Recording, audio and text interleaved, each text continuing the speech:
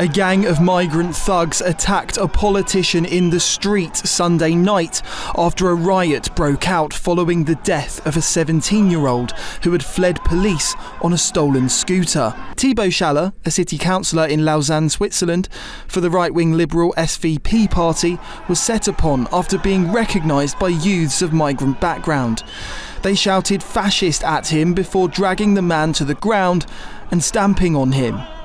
The councillor managed to get away and took to X to demand Switzerland's streets be taken back from criminals, he said. Buses and trash cans set on fire in Lausanne in reaction to the death of the 17-year-old. Unaware of what it's about, I head to the scene. Some Antifa recognise me. 3 surround me, back against a wall, and they order me to leave. I refuse and ask what's happening. 1 pushes me. I push him back, then step back. Someone shouts something, and 10, 15 people come running at me from everywhere. I run away, take hits. They block my path. I fall, protect myself. I pick up while 1 or 2 people tell me to leave. I get up, run, get surrounded again against a wall. Then I manage to get away by running. I'm fine, but we really need to take back this city. Switzerland has until now avoided these kind of scenes, which have become more and more common in Britain, France, Germany and Sweden. Sunday's violence after the death of the 17-year-old boy was said to have been caused after he hit a speed bump at high speed, coming off the scooter. Youths in balaclavas set bins on fire and clashed with police. 7 were arrested. Monday night saw continued unrest. Thibault took again to X to point out there was no police presence when it all kicked off. Officers said that between 150 and 200 people set up roadblocks using containers and bins. At around 10:50 p.m, other youths set fire to containers and damaged a bus. Coup de flashball, les gars. They said rioters had been better prepared than the day before, forcing officers to fire 4 rubber bullets, use 54 tear gas canisters and deploy fire services to spray water to disperse the clashes. Order was restored around midnight.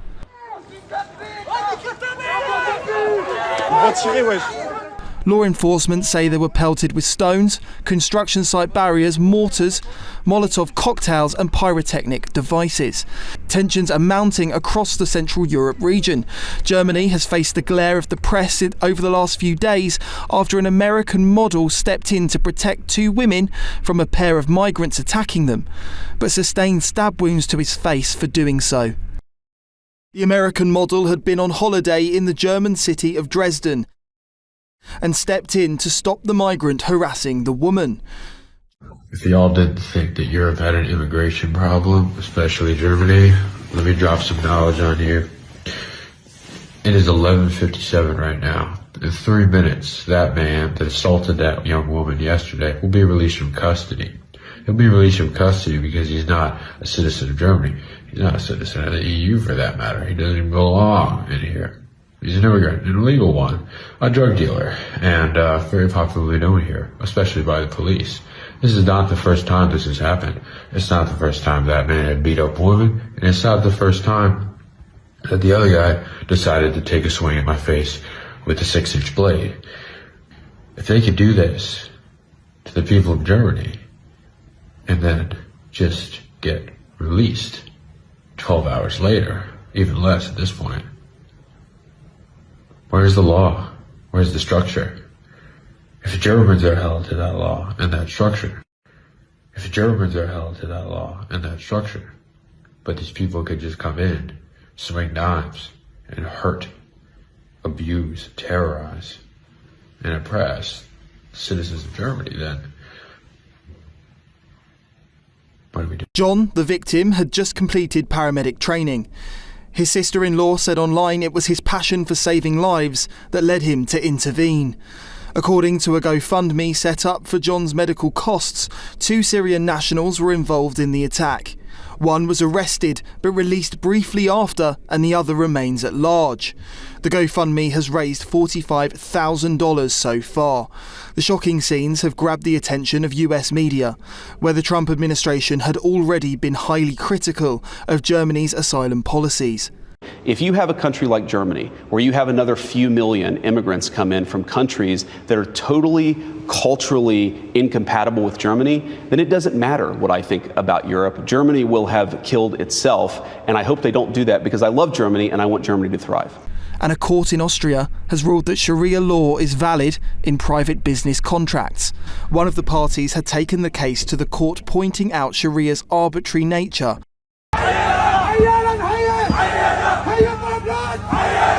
Often being subject to wildly differing interpretations by scholars, and its fundamental violation of Austrian law and its principles. But the court slapped the argument down, explicitly stating the Sharia agreement didn't contradict Austrian values, and ruled that Islamic legal provisions could, quote, be effectively agreed upon in an arbitration agreement. The decision prompted fury from the Conservative government. Claudia Placon, Minister for Europe, Integration and Family, said, "Sharia has nothing to do with Austria and the principles of our constitution, and it should remain that way. Therefore, we, as the federal government, decided back in May that the Ministry of Justice would develop proposals by the end of the year so that Sharia rules could no longer be applied in the future. Sharia rules do not belong in Austria." The ruling People's Party said this opens the door to even further political Islam.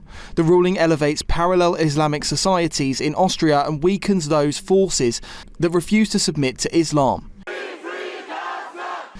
This is the latest twist in Austria's checkered relationship with political Islam.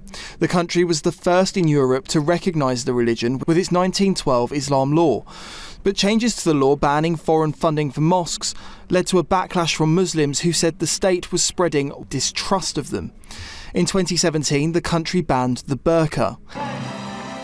Parties on the right have been rising in Austria, fuelled by concern over immigration and Islamism. The right-wing Freedom Party won the last election, but Austria's president refused to allow his party to form a government. The party had promised a clampdown on immigration. Das ist doch eine Selbstverständlichkeit, dass wir diejenigen, die hier kein Anrecht auf einen Schutz haben, dass wir diejenigen, die sich an unseren Frauen und unseren Mädchen vergreifen, dass wir diejenigen, die Menschen in diesem Land ermorden, dass wir die nicht noch verhätscheln und bei uns durchfüttern und dann unter einem Deckmantel der falschen Toleranz irgendwie über Jahre und Jahrzehnte bei uns im Land behalten. Nein, liebe Freunde, ein solches System schützt die Falschen. Ich möchte mit euch gemeinsam die Richtigen schützen und das ist die eigene Bevölkerung. Und deshalb Remigration für all diejenigen, die glauben, sich nicht an unsere Regeln halten zu müssen. The ruling People's Party has hardened its own stance in response, with Claudia Placon vowing to ban the hijab for children under 14. Das Kopftuch ist ein Zeichen der Unterdrückung. Mädchen werden da in einer ganz entscheidenden Phase, wo sich die Persönlichkeit entwickelt, wo sich der Körper entwickelt, hinter dem Kopftuch versteckt. Und diese extremistischen Tendenzen, gerade bei Kindern, haben einfach an unseren Schulen nichts verloren. Britain is seeing its own growing concern over the role of Sharia courts in its society. Nicholas Dunning, GB News.